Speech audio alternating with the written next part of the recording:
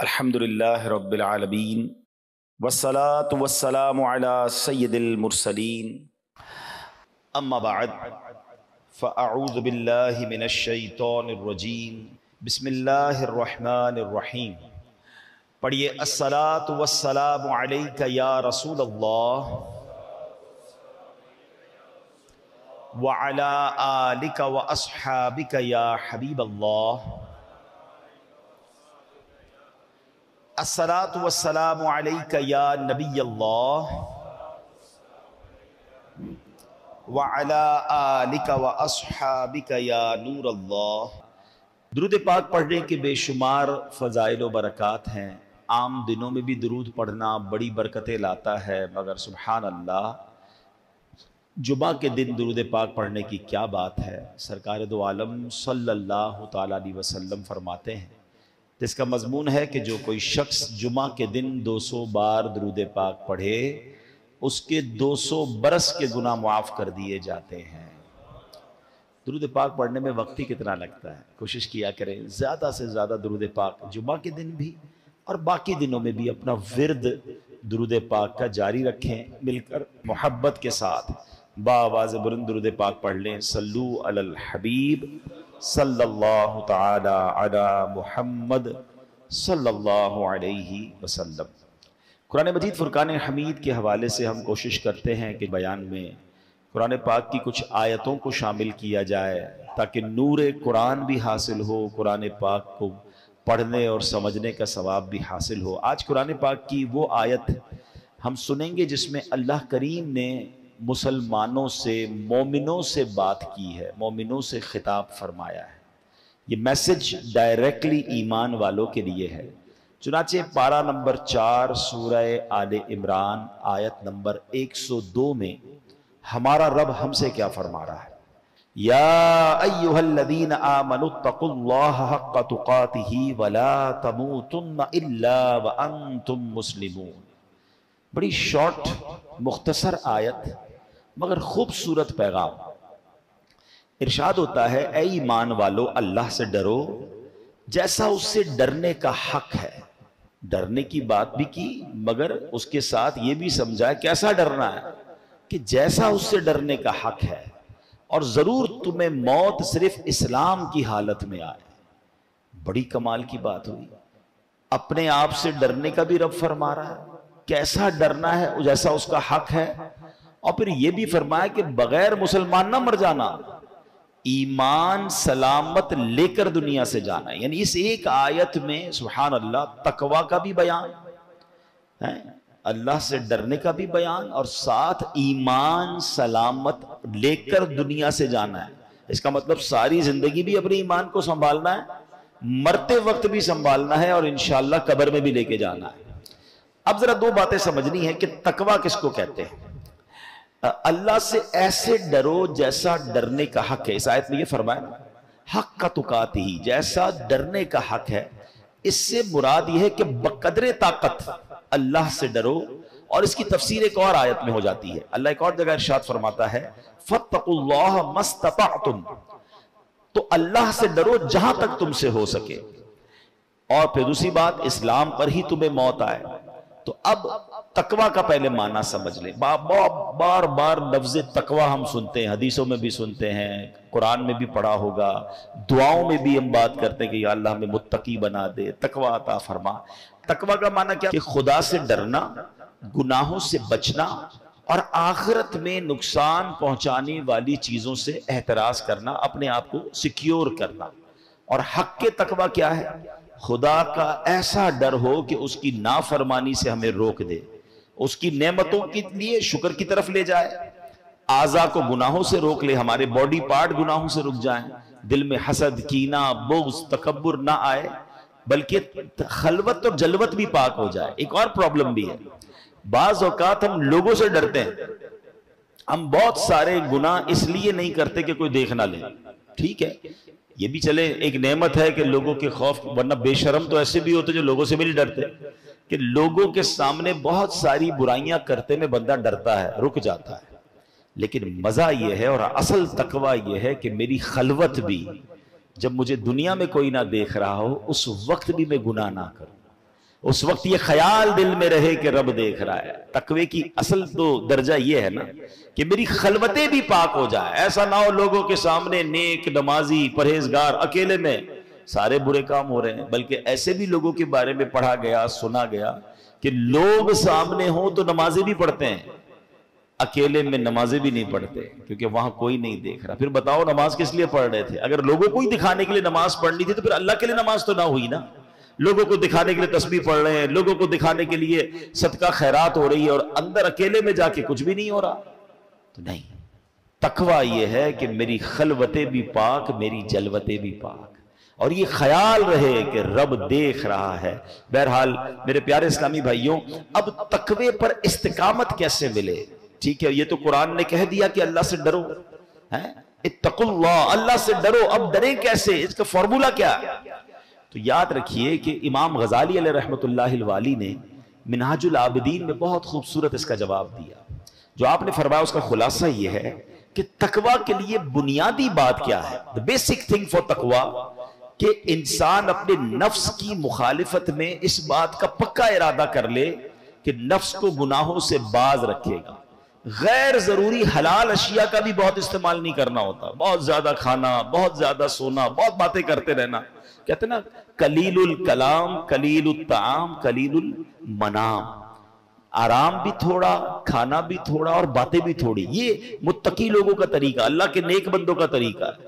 زیادہ کھانے والا پھر زیادہ شہوتوں کی طرف جاتا ہے، زیادہ بولنے والا زیادہ غلطیاں کرتا ہے، زیادہ سونے والا پھر وہ سستی اور کاہلی کی طرف چلا جاتا ہے.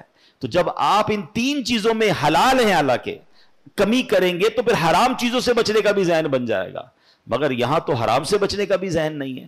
اور سبحان اللہ، امام غزالی فرماتے ہیں کہ آنکھ، زبان، شرمگاہ اور دل، الغرض تمام اعضاء کے معاملے میں اللہ تعالیٰ سے ڈرے گا تو انشاءاللہ وہ تقویٰ اسے حاصل ہو جائے گا جس کا اہل ایمان سے مطالبہ کیا گیا ہے.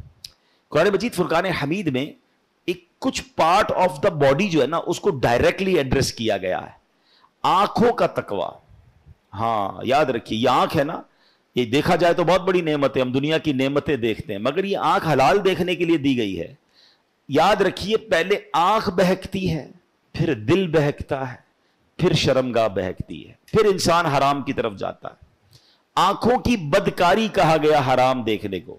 ایک تو وہ بدکاری ہے نا جو حرام جہنم میں لے جانے والا کام، بہت برا کام، اللہ بچائے اس سے، مگر آنکھوں کو بھی بدکاری سے بچانا ہے.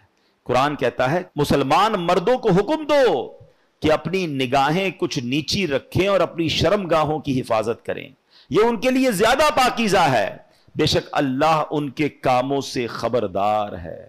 بڑا شارٹ حکم ہے، مختصر ہے، مگر خوبصورت اس کے معنی ہے. پہلے نمبر پر اس میں ادب اور بہترین تہذیب سکھائی جا رہی ہے کہ مومنین کو چاہیے کہ اپنی آنکھیں کچھ نیچی رکھیں. ادھر ادھر ہر چیز دیکھنا ہے، بے پردہ خواتین بھی دیکھنی ہے، موبائل فون پر بھی بری چیزیں دیکھنی ہیں، ٹیلی ویژن پر اور نہ جانے کیا کیا دیکھنا ہے.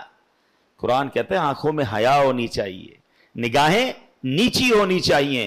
اور سبحان اللہ اس بات سے خبردار بھی کیا کہ یہ ستھرا ہے، نیکیوں کو بڑھانے والا اور زیادہ کرنے والا ہے. جو برے چیزیں دیکھتا ہے پھر اس کا دل نیکیوں میں نہیں لگ رہا ہوتا، اس کا دل پھر انہی خیالات میں گم رہتا ہے. دل پاکیزہ خیالات کیسے لائے گا جب آنکھیں پاک ہوں گی؟ آنکھیں غلط دیکھ رہی ہیں، کان غلط سن رہے ہیں تو پھر دل و دماغ میں بھی وہی چل رہا ہوتا ہے. اگر آپ چاہتے ہیں کہ میرے دل و دماغ میں، مثال دیتا ہوں، اس کو آپ اگزامپل کے طور پہ سمجھ لیں. آپ نے کبھی کسی محفل نعت میں شرکت کی، یا کہیں آپ نے تلاوت قرآن اچھے کسی قاری صاحب سے سنی، یا آپ نے کوئی اچھا سا بیان سنا ہے، کسی پروگرام میں آپ گئے، دینی پروگرام، آج بھی آپ آئے ماشاءاللہ. تھوڑی دیر کے بعد بھی کبھی کبھی زبان پر وہی نعت آ رہی ہوتی ہے، ذہن میں وہی تلاوت گونج رہی ہوتی ہے، دل میں وہی بیان والی باتیں آ رہی ہوتی. کیوں؟ آنکھوں نے دیکھا پاک، کانوں نے سنا پاک، ٹھیک ہے نا، تو دل میں خیال کون سے آئے؟ پاکیزہ خیال. آپ کسی معاذ اللہ ایسی محفل میں گئے جہاں گانے باجے ڈول تماشے بے حیائی، اس محفل میں تو گناہ اٹھایا مگر بعد میں بھی وہی مناظر آنکھوں میں، وہی کان میں باتیں، لوگ وہی گانے گنگنا رہے ہوتے ہیں. تو فرق ہے نا کہ ہم جو دیکھتے ہیں، جو سنتے ہیں، پھر دل میں وہ چیز قرار پکڑ لیتی ہے. تقویٰ اسی چیز کا نام ہے. قرآن کہتا ہے اپنی آنکھوں کو نیچا رکھو. اپنے دل و دماغ کو پاکیزہ رکھنا ہے، کہ قرآن کہہ رہا ہے کہ اے ایمان والو اللہ سے ڈرو جیسا ڈرنے کا حق ہے، حرام کاموں سے اپنے آپ کو بچانا ہے۔ اسی طرح کانوں کا تقوی یہ ہے کہ کانوں کو حرام سننے سے بچائیں ہیں۔ پھر زبان کا تقوی کیا ہے کہ زبان کو حرام بولنے سے، جھوٹ، غیبت، چغلی، جناب گالی گلوچ، اس قدر زبان سے گناہ کیے جاتے ہیں۔ یہ زبان کتنی اہم چیز ہے پتہ ہے آپ کو؟ ایک بار سرکار دو عالم علیہ الصلوۃ والسلام سے ایک صحابی نے سوال کیا، حضور آپ میرے لیے سب سے زیادہ خطرناک چیز کس کو سمجھتے ہیں؟ سب سے زیادہ کس چیز کی احتیاط کرنی چاہیے؟ حدیث کا خلاصہ عرض کر رہا ہوں۔ نبی پاک نے اپنی زبان کی طرف اشارہ کر کے فرمایا اسے، صبح ہوتی ہے نا، حدیث کے الفاظ ہے جس کا مضمون ہے کہ ساری باڈی پارٹس زبان سے کہتے ہیں اے زبان تو سیدھی رہے گی تو ہم بھی سیدھے رہیں گے، کیونکہ ہم تیرے تابع ہیں، اور تو ٹیڑھی چلے گی تو ہم بھی ٹیڑھے ہو جائیں گے۔ فار ایگزامپل کوئی بندہ اچھی باتیں کرتا ہے، میٹھی باتیں کرتا ہے، پیار سے باتیں کرتا ہے، لوگ کیا کرتے ہیں؟ اس کے ساتھ اچھی بات کرتے ہیں، اس کو تحفہ بھی دیتے ہیں، ٹھیک ہے نا؟ اور کوئی زبان سے گالی گلوچ کر رہا ہے، برا بھلا کہہ رہا ہے، بری باتیں کر رہا ہے، تو لڑائی ہو جاتی ہے۔ لڑائی ہوتی ہے تو مار کس کو پڑتی ہے؟ زبان کو یا باڈی کو؟ غلطی زبان کرتی ہے، پٹائی اعضا کی ہوتی ہے، تو اعضا ہی اس کو کہہ رہے ہوتے ہیں، باڈی پارٹس کہہ رہے ہوتے ہیں تیری مہربانی سیدھی چلنا ورنہ ہم ٹیڑھے ہو جائیں گے۔ تو یہ وہ زبان ہے۔ اب دیکھیں ہمارے کسی بھی باڈی پارٹ پر پہرے نہیں لگائے گئے، زبان پر 32 پہرے دار بٹھائے گئے، 32 دانت ہے، پیچھے زبان ہے، مگر وہ 32 چوکیداروں کا پہرا توڑ کر نکلتی ہے اور ایسی چلتی ہے کہ کسی کا دل توڑ دیتی ہے، کسی کی جناب گھر توڑوا دیتی ہے، کسی کی پارٹنرشپ ختم ہو جاتی ہے، کوئی بچپن کے دوست جدا ہو جاتے ہیں۔ ہے بڑی نعمت زبان، ہاں نعمت بھی بہت بڑی ہے۔ ذرا مل کر کہیے سبحان اللہ، اب کہیے الحمدللہ، اب کہیے اللہ اکبر۔ جب میں نے آپ کو یہ وظائف پڑھائے تھے تو ہماری گھڑی میں 2:43 تھے، اب بھی اتنے ہی ہیں، یعنی 1 منٹ بھی پورا نہیں ہوا، مگر بیٹھے بیٹھے ہم سب نے سبحان اللہ میرے نبی علیہ الصلوۃ والسلام کی حدیث کے مطابق 3 جنت میں درخت لگا لیے ہیں۔ نبی پاک فرماتے جو ایک بار سبحان اللہ کہے اس کے جنت میں درخت لگ جاتا ہے، ایک بار الحمدللہ کہے جنت میں درخت، ایک بار اللہ اکبر کہے جنت میں درخت۔ آپ درود پاک پڑھیں تو ہر درود پاک پر 10 نامہ اعمال میں نیکیاں لکھی جائیں گی، 10 گناہ معاف، 10 درجے بلند ہو رہے ہیں، زبان سے ہی نیکیاں ہیں نا، وداؤٹ اینی ایفرٹ، کوئی محنت نہیں ہو رہی، نیکیوں کا انبار لگی جا رہا ہے۔ کلمہ پاک پڑھیں، حدیث پاک میں آتا ہے افضل الذکر لا الہ الا اللہ، پڑھتا جائے بندہ کلمہ پاک، اتنی نیکیاں میں کم۔ قرآن پاک پڑھیں، ہر لفظ پر نیکی مل رہی ہے، ہر حرف پر نیکی مل رہی ہے۔ یہ وہ زبان ہے، مگر یہی وہ زبان ہے کہ جب گناہ کے لیے چلتی ہے، یہ جھوٹ بولتی ہے، تو فرمایا بندہ جب جھوٹ بولتا ہے تو اس سے اتنی بدبو نکلتی ہے کہ رحمت کا فرشتہ 1 میل دور ہو جاتا ہے۔ جب یہ زبان دل آزاری کرتی ہے تو گناہ کبیرہ ہو جاتا ہے۔ وہ کہتے نا تلوار کا وار وہ سہا جا سکتا ہے، وہ بعد میں ٹھیک ہو سکتا ہے، مگر زبان کا وار پھر ٹھیک نہیں ہوتا ہے، دل کرچی کرچی ہو جاتا ہے۔ خدارا زبان کا تقوی یہ ہے کہ اس کو حرام سے بچائیں۔ یہ زبان جنت میں بھی آپ کو لے جا سکتی ہے، یہی زبان جہنم میں لے جا سکتی ہے۔ اور آگے کیا فرمایا؟ مت مرنا مگر مسلمان۔ کیا کہا؟ اے ایمان والو ولا تموتن الا وانتم مسلمون، مرنا نہیں، مرنا ہے تو پھر مسلمان مرنا ہے، ایمان کے ساتھ دنیا سے جانا ہے۔ سبحان اللہ، قرآن سمجھا رہا ہے کہ ایمان کی فکر کرو، ایمان سلامت لے کے جانا۔ اچھا یہاں بھی زبان کا بڑا کردار ہے۔ آپ کو پتا ہے کہ ایمان بھی زبان کی بے احتیاطی سے جا سکتا ہے۔ ہاں دیکھیں نا، کوئی 70 سال تک غیر مسلم رہے، اللہ کو نہ مانے، اس کے نبی کو نہ مانے معاذ اللہ، اور اس کے بعد صدق کے دل سے ایک بار کلمہ پاک پڑھ لے، زبان سے ہی پڑھے گا نا، لا الہ الا اللہ محمد الرسول اللہ صلی اللہ تعالی علیہ وسلم، تو کیا ہوگا؟ وہ کفر سے نکل کر مسلمان ایمان میں داخل ہو جائے گا اور اس کے پچھلے سارے گناہ معاف ہو جائیں گے۔ ہاں جب بندہ کلمہ پڑھتا ہے نا، کوئی مسلمان ہوتا ہے، کوئی ایسا مجھے سن رہا ہے جو اسلام قبول نہیں کیا، اس نے اسلام قبول کیجئے، یہ ایسی نعمت ہے کہ جیسے ہی آپ اسلام قبول کریں گے پچھلے سارے گناہ معاف ہو جائیں گے۔ یہ ہے زبان۔ لیکن اے مسلمانوں، اس کا بے دریغ استعمال نہ کریں، بے خوف استعمال نہ کریں، کہ اگر زبان سے کوئی ایسا کلمہ جاری ہوا جو کلمہ کفر ہوگا تو پھر یہ بھی ہو سکتا ہے کہ بندہ بے شک 70 سال مسلمان رہا، اگر ایسا جملہ نکل گیا جس سے رب ناراض ہو گیا اور وہ کلمہ کفر ہوا تو پھر بندہ ایمان سے بھی ہاتھ دھو بیٹھ سکتا ہے، اس کا خاتمہ ایمان پہ نہیں ہوگا۔ بڑے بڑے اولیاء کرام، بڑے بڑے علماء، بڑے بڑے صحابہ لرزتے تھے ایمان کی سلامتی کے لیے۔ خود نبی پاک علیہ الصلوۃ والسلام کی بڑی مشہور دعا ہے، آقا پتہ کیا دعا فرماتے؟ یا مقلب القلوب ثبت قلبی علی دینک، اے دلوں کو پھیرنے والے میرے دل کو اپنے دین پر ثابت قدمی عطا فرما۔ کون دعا کر رہا ہے؟ وہ آقا جس کے صدقے ہمیں ایمان ملا ہے۔ یہ میری اور آپ کی تربیت کے لیے ہے نا، کہ ہم بھی یہ دعا کریں کہ اللہ ہمارا ایمان سلامت رکھیو، دل پھر نہ جائے۔ مجھے فکر ہے، آپ کو فکر ہے، ہم نے کبھی دعائیں کی کہ یا اللہ میرا ایمان سلامت رکھیو؟ کچھ لوگوں کو تو یہ امیجنیشن ہی نہیں ہے کہ ایمان چھن بھی سکتا ہے۔ قرآن کیوں کہہ رہا ہے کہ مت مرنا مگر مسلمان، ولا تموتن الا وانتم مسلمون؟ اس کا مطلب we have to careful about our ایمان، ہمیں اپنے ایمان کی فکر کرنی ہے۔ اور ایمان کون چھیننے کی کوشش کر رہا ہے؟ یہ بھی یاد رکھیے گا، شیطان مردود ہوا ہے نا اللہ کی بارگاہ سے، وہ جہنم میں جانا ہے اس کو، تو وہ یہ چاہتا ہے میں اکیلا کیوں جاؤں، میں ان کو بھی لے کر جاؤں۔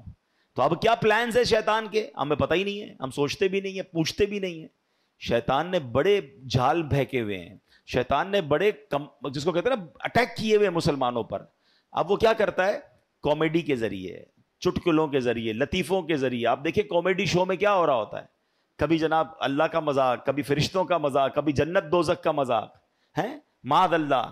تو یہ وہ انداز ہے کہ آپ کو پتہ بھی نہیں چلے گا اور آپ ہنس رہے ہیں، کھیل رہے ہیں، وہی باتیں ریپیٹ کر رہے ہیں، اور ایمان سے ہاتھ، کیونکہ ہم مسلمان ہیں، ہماری کوئی باؤنڈری ہے، ہم کچھ باتیں نہیں کر سکتے۔ ہم اللہ معاذ اللہ، اللہ رسول یا اللہ کی کتابوں یا فرشتوں، جنت دوزخ کا کوئی مذاق اڑائے گا تو کیسے مسلمان رہے گا؟ یہ ہمارے بیسک عقائد ہیں، لیکن اس کی تعلیم ہونی چاہیے کہ میں کہاں تک بول سکتا ہوں، کہاں مجھے احتیاط کرنی ہے۔ آپ نے سنا ہوگا دعوت اسلامی کے ماحول میں مدنی چینل پر ایک بڑا خوبصورت نعرہ لگایا جاتا ہے، پہلے تولو بعد میں بولو۔ یہ بولنے سے پہلے احتیاط تو کرو یار، ہیں؟ اچھا دنیا میں بھی اصول ہوتا ہے، آپ کسی ملک میں ہر ادارے کے بارے میں بات نہیں کر سکتے، ہر شخصیت کے بارے میں بات نہیں کر سکتے، آپ پر کیس بن جاتا ہے کہ بھائی آپ نے اس کے بارے میں کیسے بات کی، آپ کو اختیار ہی نہیں ہے۔ تو جب ممالک کے کچھ شخصیات یا کچھ اداروں پر بات کرنا منع ہو سکتا ہے، تو ہم نے ایمان قبول کیا ہے تو اللہ پر، اللہ کے رسولوں پر، فرشتوں پر، اور جو بھی ہمارے بیسکس ہیں ہم اس پر بات نہیں کر سکتے۔ معاذ اللہ اس کے اگینسٹ یا اس کی مذاق یا اس کی توہین کی بات نہیں ہو سکتی۔ شیطان نے ایک اور کیا وار کیا مسلمانوں پر؟ گانے، فلمی گانوں میں کفریہ باتیں ڈال دی ہیں، کبھی کہہ رہا ہے سجدہ کرنا ہے، پوجا کرنی، پتہ نہیں کیا کیا فلمی گانے ایسے آ گئے، بتاتے ہیں لوگ کہ اس کے اندر، اور بچے گا رہے ہیں، نوجوان لڑکے لڑکیاں مزے لے لے کے گا رہے ہیں، سن رہے ہیں ان گانوں کو۔ معاذ اللہ، یہی تو شیطان کی ٹریپ ہے، کسی طرح مسلمان ایسی بات کہے کہ وہ ایمان سے خارج ہو جائے۔ اچھا یہ تو چلے کہنا ہے نا، اب تو باقاعدہ سوشل میڈیا پر اور پھر جناب میڈیا پر آ کر کچھ لوگ اسلام کی انٹرپریٹیشن ہی ایسی کر رہے ہیں، قرآن و حدیث ہی ایسے بیان کر رہے ہیں کہ لوگ جناب ان کی باتیں سن سن کر پریشان بھی ہو رہے ہیں، فالو بھی کر رہے ہیں۔ ایسے بھی لوگ آگئے جو اللہ سے دور، نبیوں سے دور، اولیاء صحابہ سے دور کرنے کی باتیں کر رہے ہیں، کہتے کیا ضرورت ہے علماء کرام کی، کیا ضرورت ہے اولیاء کرام کی باتیں سننے کی۔ اے پاک و ہند والوں مجھے ایک بات بتاؤ، ہم تک ایمان پہنچا کیسے ہے؟ یہ احسان ہے صحابہ کرام کا، پھر اولیاء کرام کا جو یہاں آئے اور جنہوں نے ہم سب کو مسلمان کیا، اور جناب آج کروڑوں مسلمان ہیں، اور وہ کہتے ہیں ان کی بات ہی نہ سنو، ان سے فائدہ ہی کوئی نہیں ہوتا، اور لوگ سن رہے ہیں ان کو۔ طریقہ کیا ہے؟ طریقہ واردات سمجھو، پہلے کسی طرح امت کو علماء کرام سے بدزن کر کے دور کر دیا جائے کہ یہ مسجدوں میں جا کر کوئی بیان نہ سنے، کسی عالم دین کی بات نہ سنے، پہلے اس سے دور ہو جائیں، پھر یہ اولیاء کرام کا احسان ماننا چھوڑ دیں، پھر یہ صحابہ کرام سے دور ہو جائیں، آہستہ آہستہ اسلام سے ہی دور ہو جائیں، آہستہ آہستہ کاٹا جاتا ہے نا رسی کو۔ یہ پلان ہے، یہ سمجھیے گا، یہ باقاعدہ یوں سمجھیے شیطان نے پلانٹ کیے ہوئے لوگ، لیکن ہمیں بھی شوق ہے سب کی سننی ہے، نہ کرے ایسا۔ سننی اس کی ہے جس نے اللہ رسول کی سنی ہے، جس کے دل میں عشق رسول ہے، جس کا ایمان مضبوط ہے، جو کوالیفائڈ عالم دین یا مفتیان کرام ہے۔ بھائی ہم اپنی بلڈنگ جو ہے کسی موچی سے تو نہیں بنواتے نا، ہم بلڈر سے بنواتے ہیں۔ ہم اپنا علاج کسی کسائی سے نہیں، ڈاکٹر سے کرواتے ہیں، جس کا جو کام کا ایکسپرٹ اس سے کرواتے ہیں۔ تو دین سیکھنا ہے تو جو دین سکھانے میں ایکسپرٹ ہیں، جنہوں نے یہ علم حاصل کیا ہے، ان سے سیکھیں اور اپنے ایمان کی فکر کیجئے۔ ورنہ بہت طریقوں سے ایمان. اب معاذ اللہ کئی ملکوں کے ویزا لینے کے لیے, کہنے میں مزہ نہیں آ رہا, مگر چونکہ یہ بات بتانی ہوتی ہے کہ باقاعدہ ان ملکوں کے ویزا کے لیے لکھ دیتے ہیں معاذ اللہ کہ میں قادیانی ہوں, کہ پتہ چلا ویزا مل جائے گا. اپنا ایمان بیچ دیا. مرنا نہیں ہے, قیامت کے دن نبی پاک کو منہ نہیں دکھانا. کیا ختم نبوت پر تمہارا عقیدہ نہیں ہے؟ یاد رکھیے ایمان اتنی نازک چیز ہے کہ اگر کوئی یہ ارادہ کرے نا کہ میں کافر ہو جاؤں گا, وہ بے شک ہو نہ ہو وہ ہو جائے گا, اس کو پھر کلمہ پڑھنا پڑے گا, پھر تجدید ایمان کرنا پڑے گا. یہ تصور بھی نہیں کر سکتے ہم. دعا کرو کہ اللہ کبھی ایک سیکنڈ کے کروڑویں حصے کے لیے بھی ہمارا ایمان ہم سے جدا نہ ہو, اور ہم ایمان سلامت لے کر اپنی قبر میں جائیں. کیونکہ یاد رکھیے گا ایمان پاسپورٹ کی حیثیت رکھتا ہے. اگر آپ کے پاس ایمان ہی نہیں نا تو ساری نمازیں, روزے, حج, عمرے, سخاوتیں, زکوٰۃ سب زیرو ہو جائے گا. اگر ایمان ہے تو پھر انشاءاللہ آگے سارے معاملات آسان ہو جائیں گے. قرآن کہہ رہا ہے نا, میں نے آج آپ کو قرآن کی آیت پڑھ کے سنائی ہے, کیا ایمان والو نہیں مرنا مگر مسلمان, یعنی اپنا ایمان سلامت لے کر جانا ہے. تو آج قرآن پاک کی ان مبارک آیتوں میں ہمیں دو میسج ملے ہیں کہ اللہ سے ڈرنا ہے جیسا ڈرنے کا حق ہے, اور اپنا ایمان سلامت رکھنے کی فکر کرنی ہے. اور یہ اس کو آرڈنری نہ لیں. میں نے آپ کو ولیوں کے واقعات سنائے نا, ایک آخری حدیث سنا دیتا ہوں.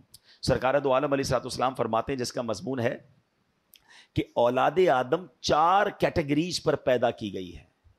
کچھ لوگ مسلمان گھرانے میں پیدا ہوئے, مسلمانوں والی زندگی گزاری, اور ان کا انتقال بھی اسلام پر ہوتا ہے. ہم اللہ سے دعا کرتے ہیں یا اللہ ہمیں اس کیٹیگری میں شامل رکھنا, کیونکہ اللہ نے ہمیں مسلمان ماں باپ عطا کیے, مسلمان گھرانے میں پیدا ہوئے, لائف بھی مسلمانوں والی گزر رہی ہے. اللہ ایمان والی موت نصیب فرمائے. نبی پاک فرماتے ہیں دوسری کیٹیگری وہ ہے کہ کچھ لوگ غیر مسلموں کے گھر میں پیدا ہوتے ہیں, ساری زندگی کفر والی گزارتے ہیں, اور ان کا جو مرتے بھی ہیں تو وہ بے ایمانی پر, کفر پر مرتے ہیں. ایسے کروڑوں اربوں لوگ ہیں دنیا میں جو مختلف مذاہب پر زندگی گزارتے ہیں, اسی میں مر جاتے ہیں. تیسری کیٹیگری نبی پاک نے فرمایا کچھ لوگ وہ ہوتے ہیں جو کفر گھرانے میں پیدا ہوتے ہیں, غیر مسلموں کے یہاں پیدا ہوتے ہیں, کفر والی زندگی گزارتے ہیں, مگر ان کا خاتمہ ایمان پر ہوتا ہے. اور یہ ہو رہا ہے دنیا میں, بڑی تیزی سے اسلام پھیل رہا ہے. تو یہ وہی لوگ ہیں نا جو غیر مسلم تھے, مسلمان ہوئے, اور انشاءاللہ اسلام پر ان کا خاتمہ ہوگا. بڑی اچھی بات ہے. مگر چوتھی کیٹیگری جو نبی پاک نے فرمائی نا, وہ بڑی ڈرنے والی ہے, سمجھنے والی ہے.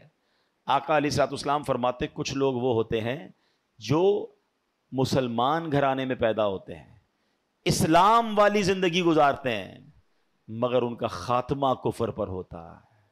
یہ سمجھنا بہت ضروری ہے کہ ہمیں اس بات کی ٹینشن فکر لینی ہے, دعائیں کرنی ہے, بری صحبتوں سے بچنا ہے. اچھا صرف ایسا نہیں ہے کہ یہ کفریاں باتیں کہنے سے ہی ایمان چلا جا سکتا ہے, اور بھی بہت سارے اسباب لکھے علماء نے. ایک اور سبب یہ لکھا, بری گیدرنگز, برے دوست, بری صحبتیں, گناہوں کی عادتیں. روز گناہ کر رہا ہے, روز گناہ کر رہا ہے. حدیثوں میں مضمون ملتا ہے جب بندہ ایک گناہ کرتا ہے اس کے دل پر ایک سیاہ نقطہ لگ جاتا ہے, دوسرا کرتا ہے پھر لگ جاتا ہے, توبہ نہیں کرتا پھر کرتا ہے پھر لگ جاتا ہے, یہاں تک کہ پورا دل ہی سیاہ ہو جاتا ہے, بلیک. اب اس کو ہدایت کی کوئی بات اثر نہیں کرتی. تو بتاؤ نا, جس کا دل ہی کالا ہو گیا, شرابیں پی پی کر, نماز قضا کر کر کے, جوئے کا مال, سود کا مال, رشوت کا مال, حرام کما کما کے ہیں, اب دل ہی کالا ہو گیا. ایسے لوگوں کو پھر مسجد میں سکون بھی نہیں آتا, نماز کے لیے بھی نہیں آتے, اچھی بات کرو تو سمجھ نہیں آتی. فرمایا ایسے بندے کا ڈر ہے کہ مرتے وقت ایمان واپس لے لیا جائے. اللہ ایمان سلامت رکھے. اپنی صحبتیں اچھی کریں, اپنی عادتیں اچھی کریں. گناہ ہو جائے تو فوراً توبہ کریں, گناہ کی عادت نہ ڈالیں. اگر دل سیاہ ہو گیا تو پھر کہیں ایمان ہمارے ہاتھ سے نہ چلا جائے. اللہ سے دعا کرتے ہیں کہ رب کریم اس مبارک مہینے کے صدقے ہم سب کے ایمانوں کی حفاظت فرمائے, ہمیں جب تک زندہ رکھے, ایمان کی حالت میں زندہ رکھے, اور جب آخری وقت آئے تو کلمے والی, ایمان والی, عافیت والی, اور کاش ایسا کرم ہو جائے کہ مدینے والی موت نصیب ہو جائے, جنت البقیع ہم سب کا مقدر ہو جائے, آقا کے قدموں میں, آقا کے جلووں میں ہمیں ایمان اور عافیت والی موت ملے. کیا خوبصورت ایک شعر ہے, اور وہ دعا بھی ہے کہ نجم کی اے خدا آرزو ہے یہی, عاشق زار کی آبرو ہے یہی, موت کے وقت سر ان کے قدموں میں ہو, دید ہوتی رہے دم نکلتا رہے. الحمدللہ ایسی پیاری ایمان کی حفاظت والی باتیں دعوت اسلامی کے ماحول میں سکھائی جاتی ہیں. اس ماحول سے وابستہ رہیں. ایسے بیانات مزید سننے ہیں تو مدنی چینل دیکھتے رہیں. ہمارے سوشل میڈیا پر جو اکاؤنٹس ہیں اس کو فالو کریں. اللہ پاک ہم سب کو عمل کرنے کی توفیق عطا فرمائے. آمین بجاہ